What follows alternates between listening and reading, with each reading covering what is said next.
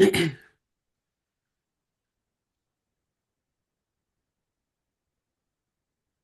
right. Good morning, everybody. Thank you for joining today's technical assistance session.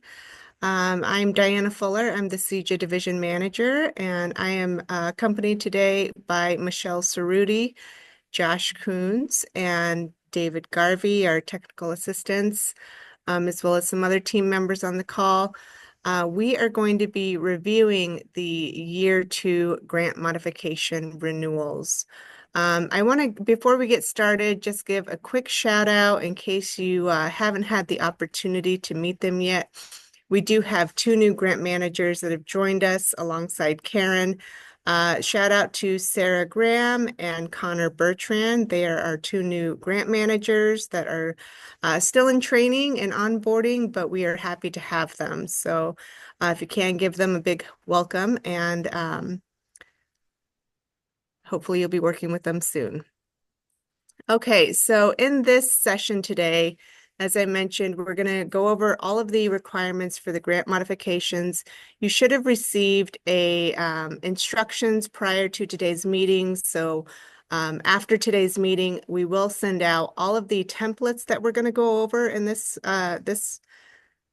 session today. So that'll include, again, the instructions, this PowerPoint, the template for the budget, the template for the modification letter, and the templates for the work plan modification.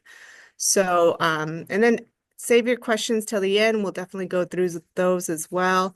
But this, and then Josh will go through and provide us with, just a quick training on the budget modification process. So, all right, let's go ahead and get started. I'm going to pass it on to my colleague, Michelle. Hi, everybody. I'm Michelle Cerruti. I'm the Southern CEJA Regional Administrator. Just want to go over a little bit about the background about this process. DCO intends to offer up to two 12-month renewals for the CEJA Grant awardees. And the renewals will be based on your grantee, the performance, the review of the proposed Year 2 project work plan, as well as your budget. And DCO will provide guidance and information to grantees about how their performance will be assessed over the next 12 months. Next slide, please. So each grantee will undergo a technical assistance compliance review that's coordinated by the DCO team. There may be a few of you that have had this done already, and we are in process right now of getting all of that scheduled out and in place. And this will include a review of your grant's scope of work, your project work plan, your expenditures, as well as your plan versus actual numbers, your grant, the grantee procedures and other documents that's essential to the status of the project information in the grant renewal negotiations. This will take place before grant renewals are processed in May and in June. Also, this can be thought of a precursor to a formal compliance review. And our team has started these reviews, as I said. If you haven't got your letter for what is needed and the date, you will be getting it probably this week. Next slide, please.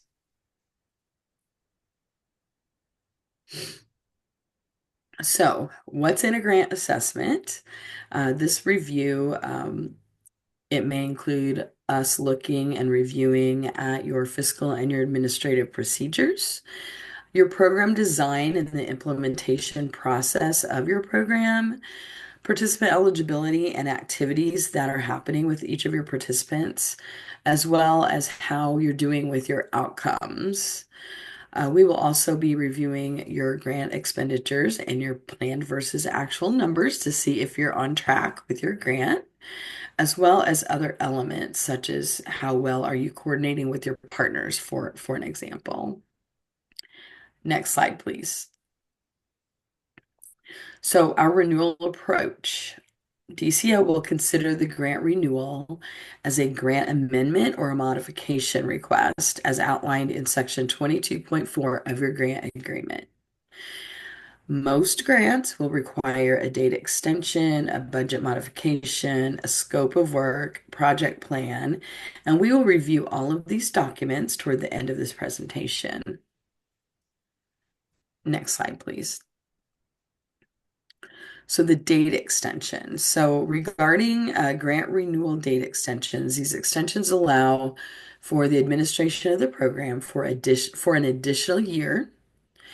So most CEJA Workforce Hubs and ET Navigator grants will be extended until June 30th of 2026, and most of the CEJA Climate Works grantees will be extended to May 31st, 2026. Next slide, please. Budget modifications. The grantee may request additional funds to pay for allowable grant activities through the extended term of the grant agreement.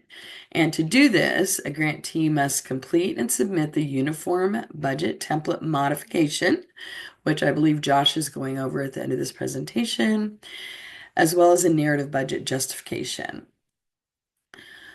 Project the amount of funds from the year one budget that will be available at the end of this current grant term. And we call those leftover funds, and we classify them as carry-in funds. So you'll see that term on the form that are available for your year two grant activities. And DCO again will provide additional funds for 2 years for year two operations depending on year two budget negotiations. So again, we'll review these templates and you can ask questions at the end of this presentation. Next slide, please. Scope of work. So the grantees will be required to update their grant agreement scope of work as it is applicable. And all grantees should review their Exhibit A and update any of the project details that have changed or will change in grant year two. Also review Exhibit D and update anything in conjunction with your project work plan activities and outcome updates. So Exhibit D is the program measures and standards that are identified in your work plan. Keep in mind that your project work plan is the document used to outline these activities and can be modified throughout the term of the grant. And we'll highlight that form as well at the end of the presentation. Next slide, please. Just a little bit more about the project work plan. All grantees will be required to submit an updated project work plan. I think you should all be very familiar with what this work plan contains. You're going to forecast the project activities and outcomes through the end of the initial grant date and through the end of the grant renewal, which is year two. Reflect adjustments to any cohort pace and staffing, uh, align with the new funding requested for the 2 years, and I mean for the year two, and include any known changes in staffing partnerships or anything else that needs to be noted. Next slide, please. The project work plan, uh, again, it's one document, but it has 5 tabs, and we've labeled each of these tabs as an attachment, and each tab must be completed. So it's the same project work plan that you're used to. It contains a project summary, an outcomes and activities tab, a curriculum plan tab, a staffing plan tab, and an implementation timeline for all of the activities that you'll be performing in your grant. So I am now going to pass this over to my division manager, Diana Fuller, and she's going to go through the forms that were just discussed. So Diana. Thanks, Michelle. All right. Just to reiterate again that these documents are due to DCEO as soon as possible, but no later than April 25th, 2025. We're going to need a written modification request letter with the brief description of the year two activities provided on grantee letterhead and signed by the authorized signature or authorized designee. Word or PDF documents, fine. We're also going to need, again, the uniform budget modification template, and we'll get into that here in a minute. Want to make sure that the budget certification tab is signed and submitted, and this can be submitted separately. And then you'll have it's the budget letter. It's really the budget modification letter is what that narrative is. That's the budget modification letter template. And then scope of work, and again, that work plan. Once you have all those documents ready to go and to submit to us, you want to connect with your CEJA team, the RAs, grant managers, with any questions or concerns regarding any changes to the scope of work or your project work plans. You can discuss the work plans with your CEJA regional administrator or the grant manager, or myself if you need to, before the deadline, or send them as complete submissions with remaining modification documents. Again, that deadline is April 25th, and that's just so that we can guarantee that everybody's modifications are processed. The later into May and June we go, as you all may know, the less guarantee we can provide everybody that that modification will be processed and no interruptions will be experienced in funding. We do have some naming conventions that'll be important as you are submitting those documents.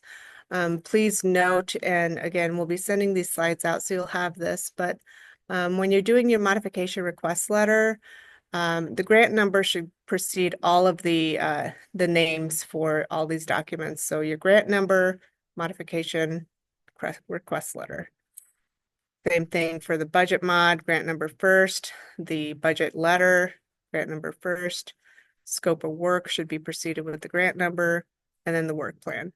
And then for the work plan, be sure you note the version number in that work plan. So whatever work plan that has been approved and on file for us, the one you're updating would be that next version that we'll be approving. Okay, let me stop sharing real quick, and I'm going to try and show what some of these look like so you all know what to expect. Let me see. Let's start with the budget letter. Reshare. Okay, can everybody see that? Okay, so these templates are what you can use. So we've created these so you can just essentially use these templates and plug and play. So submit your date. It's already for who it needs to go to. Just submitting your information here where we need to, your grantee name, grant number, the award term. So these might be different based on like when your grant's ending, but that's June 30th is the extension, and then scope of work. Again, exhibit A and D, and then your budget. Down here is the modification amount, and then the grant project work plan. So again, those are the same work plan everybody's been working off of. It's just updating that information. We did do some new updates to it, but nothing too major that's gonna have any major impacts, but hopefully make it more simple. But again, project summary, outcomes, curriculum plan, staffing plan, implementation timeline, and then the contact information, and then just sign that. So here is attachment 1. This is exhibit D, performance measures and standards. Hopefully this looks familiar to everybody.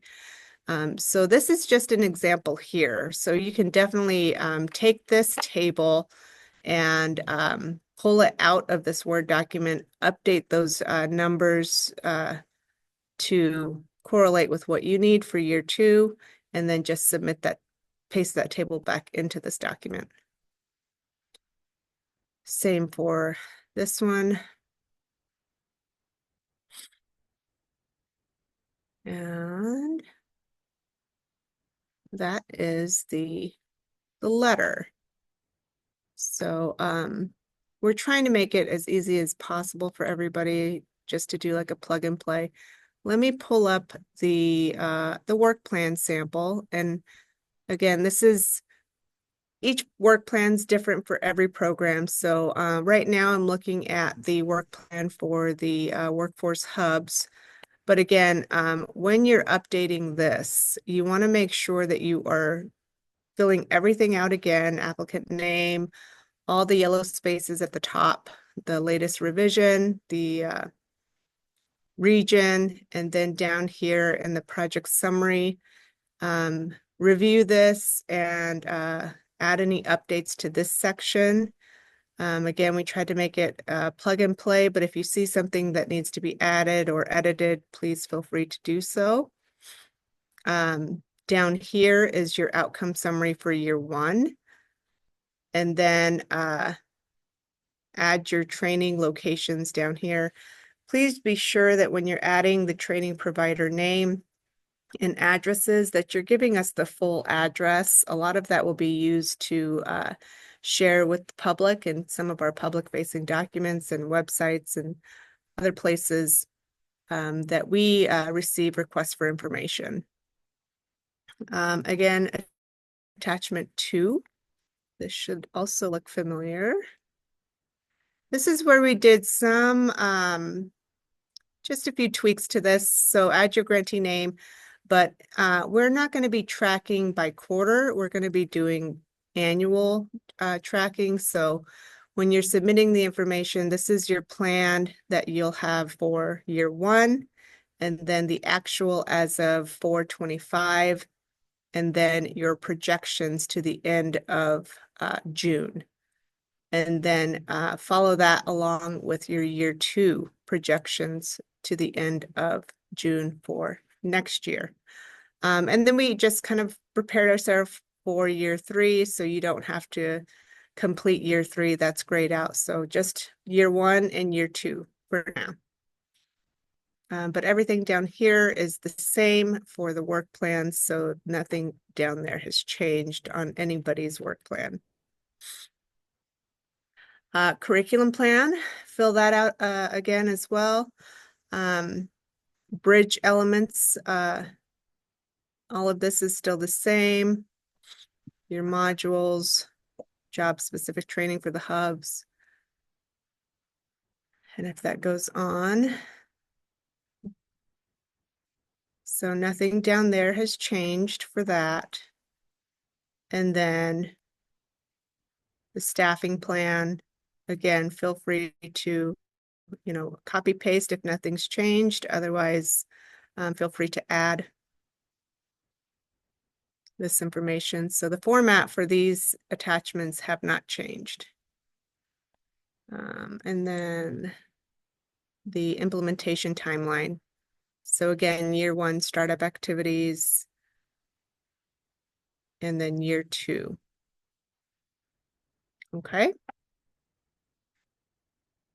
All right, let me go ahead and just share real quick. This is the budget template.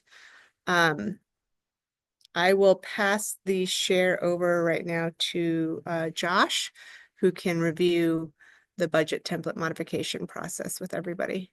Okay. Thank you, Diana. Mhm.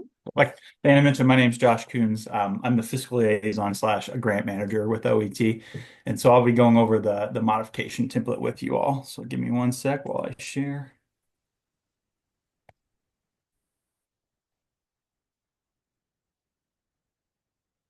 Okay, hopefully you all can see the modification template now.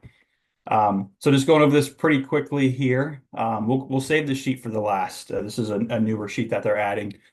with these CEJA modifications. But the first thing we have here is your general instructions on completing a modification. This is kind of where you should go first if you have questions. If you have questions beyond that, then feel free to reach out to your grant manager or myself. So you'll notice that this template's very similar to the one you filled out for when you established your grant. It's kind of it's simpler. There's less that you have to add to it, but we'll go over it here and just so you all have that information. So you're going to input your organization name, your UEI number. You can disregard the no phone number. The CSFA should be input on there. It's in your grant agreement if you do not know that number. And anything highlighted in blue is what is your responsibility on the modification template. So you'll see here this current approved budget. It's important that you're pulling this information out of GRS. So hopefully, I'm going to slide GRS over real quick. Hopefully everyone can see that. And it didn't stop sharing, but so what you're going to do is you're going to go to your 362 screen. This is the screen that you all use on your quarterly reporting whenever you're sending a screenshot to us. This just gives a live look of your expenditures as we see it in the system. So what you're going to do is you're going to copy over these approved budget amounts. So at the end of the day, this grand total that's in GRS should also equal your grand total here for total cost of state grant funds. So you're literally just mirroring the budget and inputting it here. So that's the first step. So now your entire approved budget is on this template. The second part is adding in the modification amounts. And this is a good time too. I don't know if this will necessarily apply to you all since most of you are going to be coming in for more funding or whatnot, but as you're projecting your cost to June 30th, this is a good time to move funds around as needed. So if you decide that your personnel costs or your budget is high and you don't think you're going to need all 61,500, this would be a good time to reduce that amount if you see fit.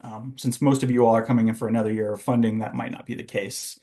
Most of you will be increasing the line. So the way you would increase a line is, so if you decide or determine that you guys need more personnel funds to get you through the next fiscal year, what you're going to do is you're going to go to the personnel line. And you'll see here it says only enter changes in the detail. So what that's saying is there's a formula that's calculated in here that's going to sum up what you already have approved, the 61,500 in this situation, and it's going to include that with this amount that you're entering in. So say that Susie is working for you as a case manager, and we believe that she's going to be assigned to this project again for the next year. So you'd put her salary in there per year, percent of time. She works on this project 50% of time and for the length of 1 year. So you're going to see that it calculates that out for you. And if you go back to your section A tab, you're going to see that amount is input in there for you. So really the main goal is to input your current approved budget and then go through each of the tabs that you have budget allocated to, or if you expect that there's a new category that you'd like to put budget towards, you're going to go to each one of those specific tabs and enter that information in. So by the end of it, once you've finished all of this, the total amount that you're requesting additional funds should be input down here. And that's going to change your overall budget because it's calculating year 1 and year 2 for the final amount. Similar to the establishment, you still are going to select an indirect cost rate. So one of these need to be selected. I don't believe match funds is, correct me if I'm wrong, but I don't believe match funds is required for you all to report. If you are doing so, then feel free to continue to do so. If not, then I won't confuse you by adding that in. This is a certification page that Michelle and Diana were talking about. So this will be PDF'd and then signed by your organization, submitted with your Excel document. And then these are the different budget tabs that should align with your program that you already have set up. And the last thing here is your MTDC or indirect costs. So if you are taking indirect costs, then this will need to be recalculated. So that amount will change based on your different amounts going up. If you're using modified total direct costs, then obviously you can input it in the calculator again. Make sure to include your subaward listing if you're doing MTDC. If you're selecting one of the other rates, then yeah, just make sure you're calculating that correctly, and we have a way of checking your work on your indirect costs selection. Then, once you've completed the entire budget, this is all filled out. This is where there's review analysis or renewal analysis is kind of nice. Nice. You're going to enter the current budget again from GRS, or if you've completed this already, then your Section A. This amount's going to be the new amount. Or excuse me, this is going to be the current amount. So I'm going to go ahead and enter this in just so you all can see this live happening.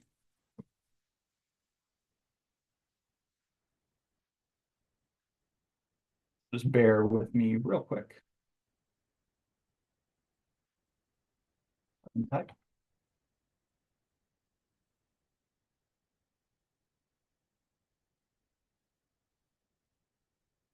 Okay. So I've entered this person's budget in for them. The next part that they're going to enter is their current expenditures. I won't go and enter all of these, but I'll enter a few of them as this grantee is sitting right now. Okay, these are their current expenditures as per GRS. So the next thing they're going to do is they're going to project their expenditures for the rest of this fiscal year up to June 30th, so an additional 3 months here. So if they're projecting that they're going to spend an additional $6,000, then I would input that there. Oh, actually, okay. Sorry, I did not create this, but what this is actually asking, so it's not the amount, it's saying in sum, what are your total expenditures? So say that we put 60,000 here. Let's see if perfect. That works better. So what this is doing is it's calculating your carry-in, and kind of as they talk to in your related to carry-in, what that's going to do is how much from your year one budget is going to move over to your year two budget.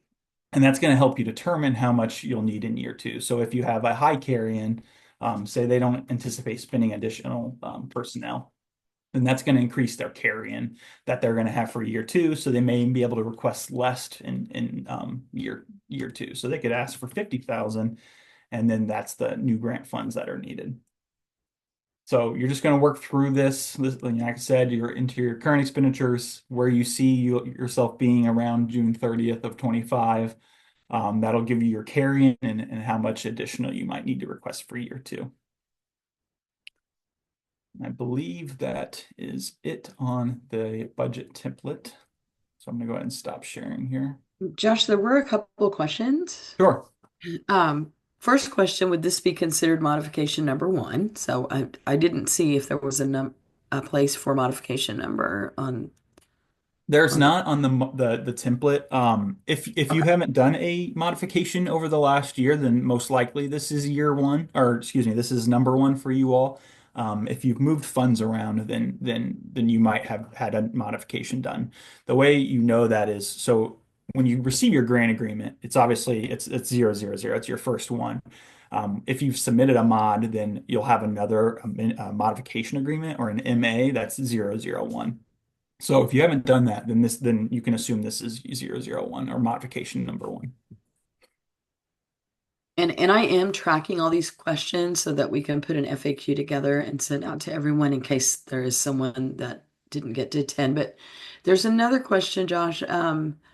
Not real clear on what this means. This budget template does not seem to be broken out by program. GRS and current reporting is broken out with program. So I don't, correct me if I'm wrong, Naomi. Hopefully you can unmute yourself if you need to, but Yeah. Workforce Hub versus supportive services. So Josh, like the RGS reports, because we're Workforce Hub, they're broken out personnel, fringe, I think consulting. They're broken out. We need to specify which piece is Workforce Hub and which piece are like supportive services or barrier reduction. So your budget, I'll have to double check, but so I just happened to click on the Energy Transition Navigator and was going through that. But I believe your budget will have that broken out. If it was on the establishment, then they use that establishment template to create your modification template, and it'll have that as well. Okay. All right. I'll Thank double you. check, but I'm Okay. pretty confident. Thank you for that clarification. And then there is a question about If indirect costs increases the budget amount, do you have to decrease spending elsewhere, or will the budget increase be granted? Let me think through that. If indirect costs increases budget amount. So in theory, if you're coming in for an additional funding, there's a likelihood that your indirect costs are also going to increase.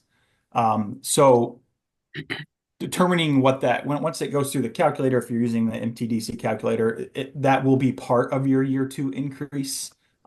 You wouldn't have to decrease elsewhere unless the CEJA team decided, okay, you get $250,000. That's just a blanket number, and they're saying that's all we can give you. Then you'd have to make sure that your indirect costs can play under that 250. If it's a blanket, just tell us how much you need, then technically you could, take as many indirect costs as you want on top of all your program costs. Hopefully that makes sense. And there is another question. If we reduce our year two request because we're using carry-in funds from year one, will that potentially reduce our budget for year three? I might have Diana. I don't know if I don't know, to be honest. I don't think so, but it depends on what funds are available. So I guess if you guys have any other comments. Yeah, I would agree with that, Josh. Hopefully, everybody will have, there's no anticipated, funding decreases for year three across the board. I think that, I anticipate that year two carryover will affect year three and how much you'll request in year three modifications, but um, the goal is to spend the money, right? So hopefully, hopefully we can get through year two, increase our numbers, increase all of our efforts, and um, year three projections will not be so much carryover, but perhaps some new money coming in. So it's hard to say right now, but I don't anticipate that. There's another question. Are we able to use the new de minimis rate of 15% for indirect costs for grant year two? That's a great question. The way Decchio has kind of been working through that is if you are awarded after, I believe it was 10-1 was when that came into a factor, is anything after 10-1 we started using 15%. But I thought that maybe we had said that if grantees needed to come in for a modification and to increase it to the 15%, then that's something that we can look into. I'm not sure what's been decided for the CEJA program. Yeah, I agree with that as well, Josh.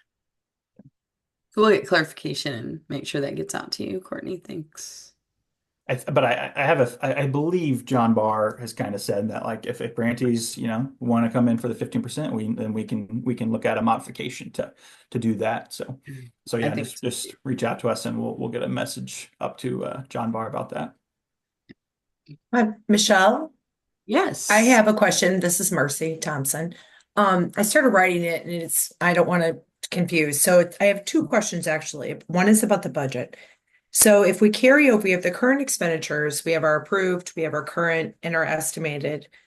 What if we decide to reduce? Let's say if we had an amount in equipment and we decided we didn't need to spend equipment. And do we put a negative in the proposed budget then to reduce that line? That's a great Or, question. okay, Let me, hopefully I'm sharing again. I meant to go over that. That's a great question. Sometimes that happens. So let's, for example, say that this grantee decided, we didn't really need the 15,600. We only needed, 5,000. So you're correct. You would enter a negative amount. So you'd go to the supplies tab and say like, we didn't end up purchasing, whatever it may be. I won't put anything. I'll just leave that generic. But the cost was, we saved $10,000 by doing that. You have to put a quantity in there. Okay. So now it's going to come back over to section A, and now I'm reducing my supply line by $5,600, or excuse me, by $10,000, which makes the new budget amount $5,600. got it. Perfect. Yep. My second question is about the outcomes. If that's okay. the question I have is the year one and year two. So we submitted a proposal for year one and we're reporting currently on our outcomes of year one. And now the request is to add year two. Are those new numbers? Because let's say we had 200 enrollees in year one, but we only made 100. Let's say we got 100 enrollees. So do we put 200 in year two, or do we carry over? I mean, that 100, I don't know what this means. Like, is it a brand new proposed number from year two, year one to year two? And then how do we track job placements from year one to year two? I think that's my question.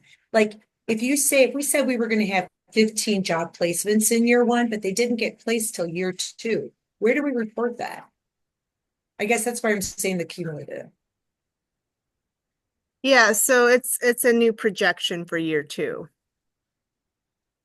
And then I'm looking at the right now. So it's really a total. So at the end of year two, the outreach events is year one, a total of year one and year two. So it's a cumulative. Yeah, yeah. So like at the end of year one, what is your projection for outreach events? And then for year two, what are your projections for next year? And then you accumulate that. Okay.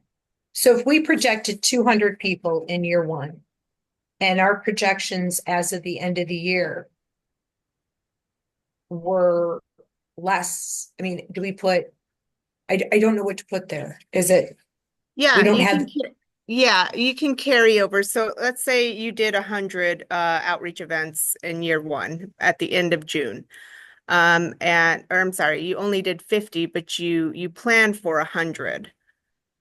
By the end of the year, you only did 50. So you can carry over that 50 into year two.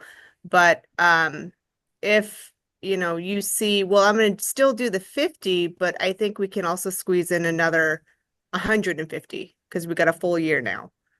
You gotcha. can add those together. Yep. Okay, thank you. Yeah. Thanks. So there's a question about Climate Works. Will the stipend payment that is currently 13 per hour, will this amount increase for year two? Not at this time. Yeah. Thank you. And then if staff receives wage increases or healthcare expense increases for our year one staff, should we have each staff member on a separate line, or do you prefer we just show a lump sum? That's a good question. I think the preference is that we could see them on each separate line. Reason being, you should be able to just copy that information or those staff members from your establishment budget over to your personnel and then add in those increases as you need, see fit.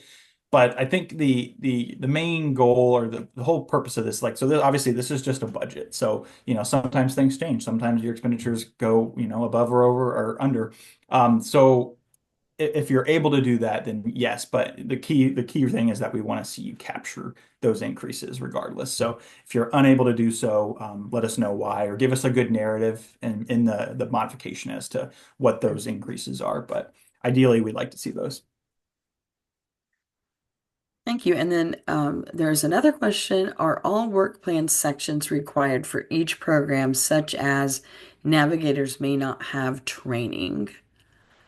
No, so your work plan hasn't changed outside of us tracking the year progression. So navigators still have the same work plan, and those templates will be sent out based on each program. So navigators will still have the same template. Hubs will have their work plan template, and Climate Works will have theirs. I I believe see Diana just Jan's showed hand one is work up. plan. Sorry, what? Oh, no, I was just saying, I believe in the example, she just picked a work plan to show, but Yeah, yeah. have their individual work plans. Good questions. I think So, Dan White has his hand raised.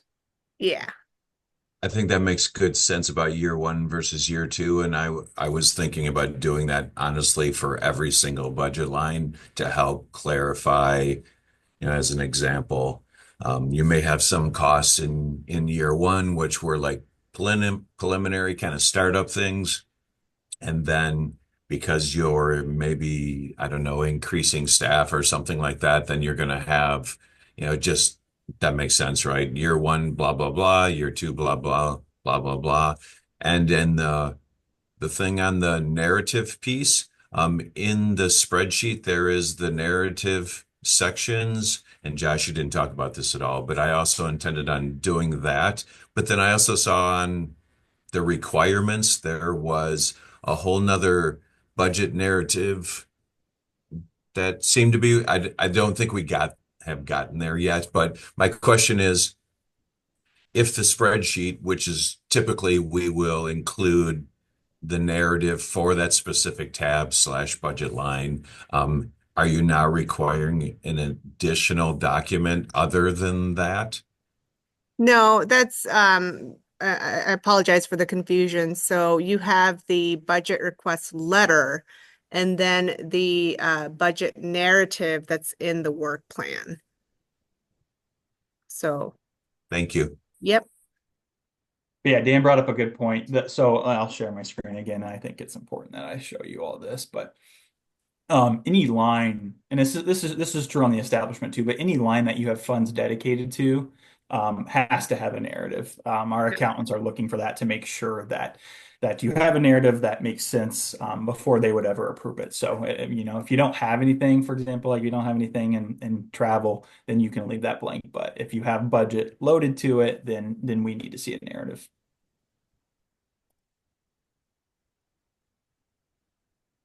Thank you, I think we Josh. have another hand being raised, Carrie. Hi, can you hear me okay? Yep, we got you. In addition to the de minimis rate change on October 1st, they also changed the contractual amount to calculate indirect cost from $25,000 up to $50,000. Can we go ahead and make that change for year two, or do we need to just stay with the 25,000? I'm thinking, I think similar to the what we said with the MTDC. Let us talk to John Barr. I think the answer is going to be yes, you can. But I want to confirm that there's not something where like, well, this award started before, so we can't go. But I think that's not the case. So we'll get back to you on that one. And as long as you're checking on that, I mean, we don't currently have anything for equipment budgeted on ours, but I know somebody else mentioned equipment. That was the other thing that changed the threshold from $5,000 to $10,000. So may as Yep. well check on that as well.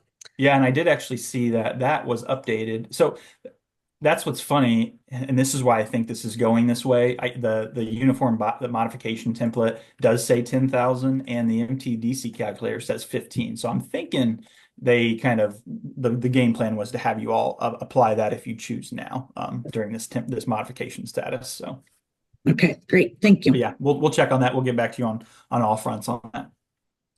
Okay.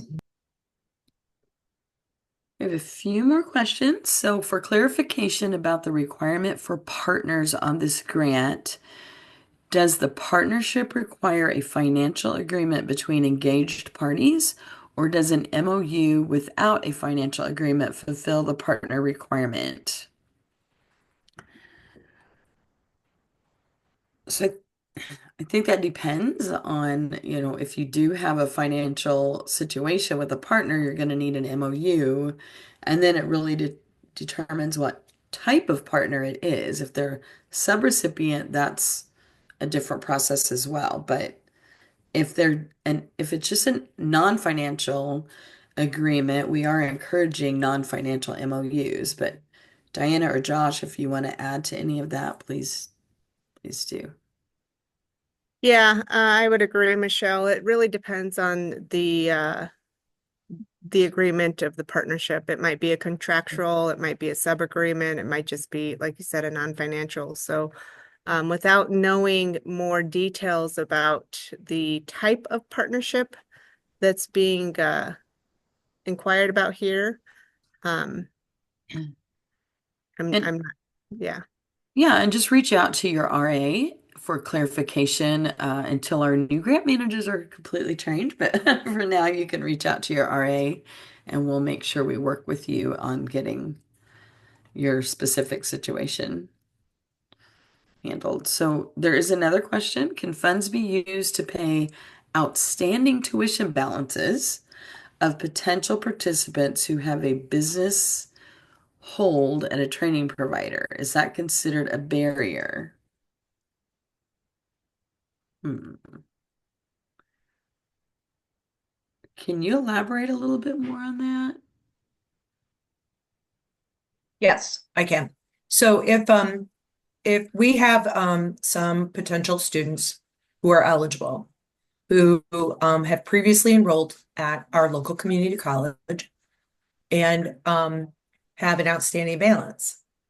And so they're not allowed to enroll into our advanced technical training because they have this outstanding balance. So the question we have is, can barrier funds be used to pay outstanding tuition bills?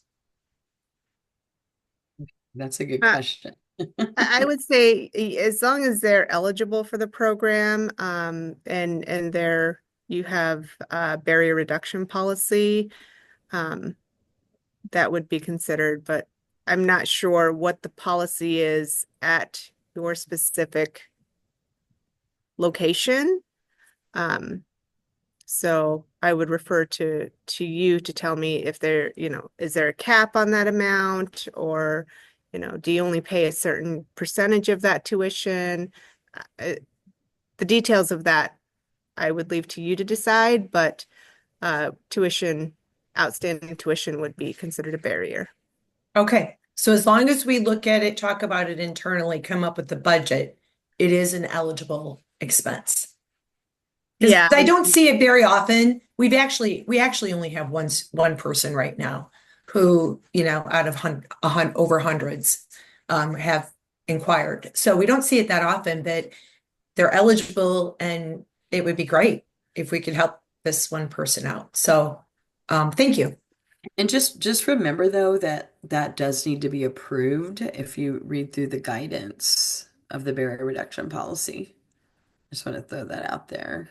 Approved by Deccio? DCO, yeah, your Yeah, grant, I believe it's your grant manager. So just review that policy, the DCO yeah, policy on barrier reduction. So, perfect. Okay, thank you. okay, another question. Can we get an estimate of the number of people each hub and climate program grantees can accommodate?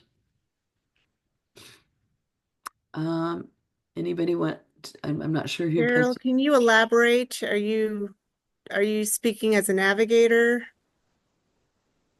Yes, we have run into a couple of situations where our partners could not accommodate everyone, and we're just wondering so that we can plan appropriately. So, I would speak with your regional administrator to help facilitate a conversation between your hub and your Climate Works programs. Okay. Mhm. To what extent can the budget narrative mirror the narrative boxes in the template? Can we copy over to the other?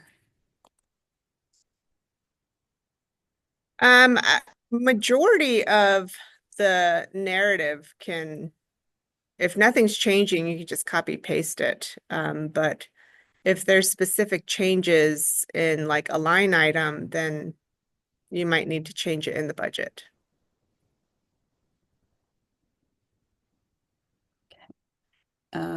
Let's see, a couple more questions here. Is reimbursement changing for year two? Will it be performance-based or just based on actual expenses still?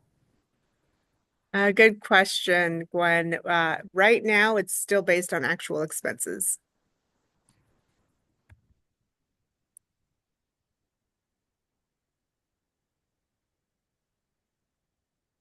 Okay, and let's see. In the case of subgrantees, line item budgets for subgrantees should be included as attachments. Question. I'll say, is that if that's something that you guys did on the establishments, did you guys require that, Diana? Separate subgrantees. I don't, That's how we did it in our initial proposal. We had a budget for each subgrantee, as right. well as as an attachment, and then in the line item in the budget template, it would be contractual consultant, whatever it was. Yeah. Yeah, Yeah, line item. Yep. yeah.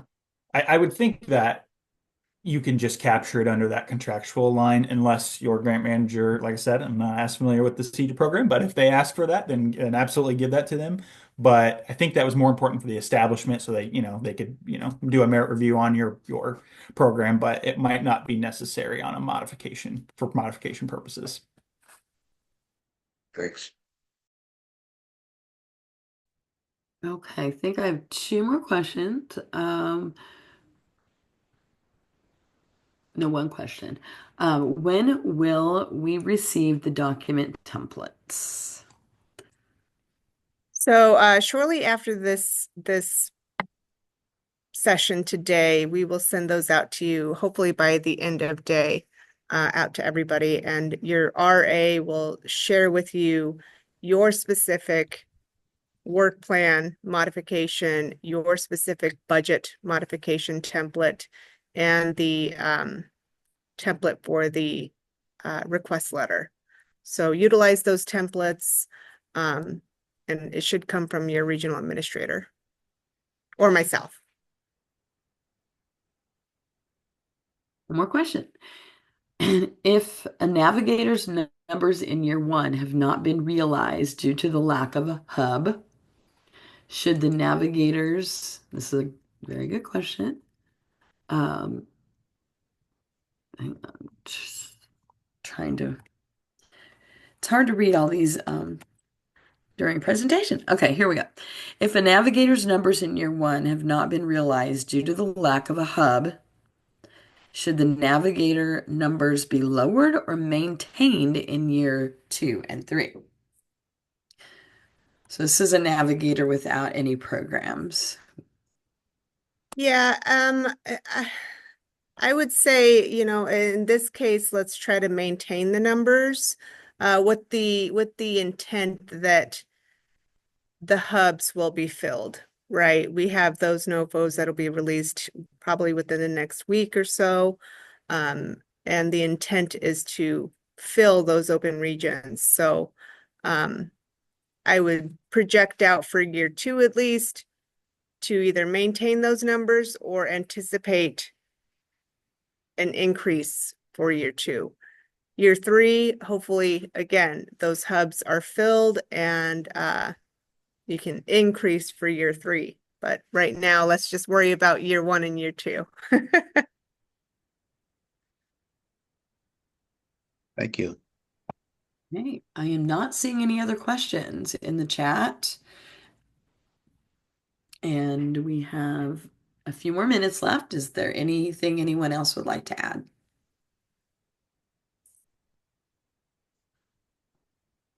Okay. Well, thank you all for your time and your great questions. Diana, do you have anything you'd like to add? No, I just want to say thank you, everybody, for attending. Thank you, Josh, for your time today and reviewing the budget with everybody. It's very helpful. And we will get this information out to you as soon as we can. If you have any additional questions that come to mind as you're working through this process, feel free to reach out to myself or your regional administrator. Our grant manager's out on vacation right now, so the regional administrator in your region or myself is probably the best contact. Reminder, those modifications are due by April 25th, so please let us know how we can help get those submitted quickly, okay? Thanks, everyone. Have a great day.